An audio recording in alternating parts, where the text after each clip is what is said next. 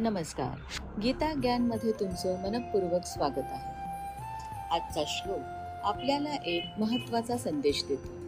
खरी ताकद ही फक्त संख्येत नसते, तर योग्य लोकांच्या साथीत असते.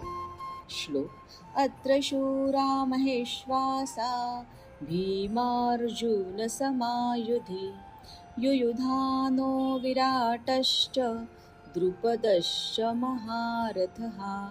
अर्थ: या सेनेमध्ये अनेक पराक्रमी योद्धे आहेत, जे युद्धात भीम आणि अर्जुन यांच्या बरोबरीचे आहेत. यामध्ये युयुधान, विराट आणि द्रुपद हे सर्व महारथी योद्धे आहेत. हा श्लोक साधा वाटतो, पण त्यामध्ये खोल विचार दडलेला आहे.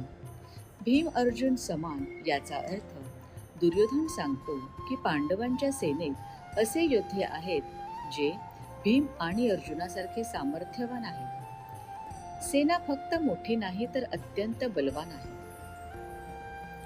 युयुधान म्हणजेच सात्यकी, श्रीकृष्णाचा विश्वासू योद्धा. विराट, पांडवांना आश्रय देणारा राजा. द्रुपद, द्रौपदीचे वडील, बलवान आणि अनुभवी राजा. हे सर्व फक्त योद्धे नाही, तर धर्मासाठी एकत्र आलेली शक्ती आहे. हा श्लोक बोलताना दुर्योधन बाहेरून धैर्य दाखवतो, पण त्याच्या मनात भीती आहे. कारण त्याला ठाऊक आहे, पांडवांची खरी ताकद ही त्यांच्या धर्मात आणि सत्यात आहे.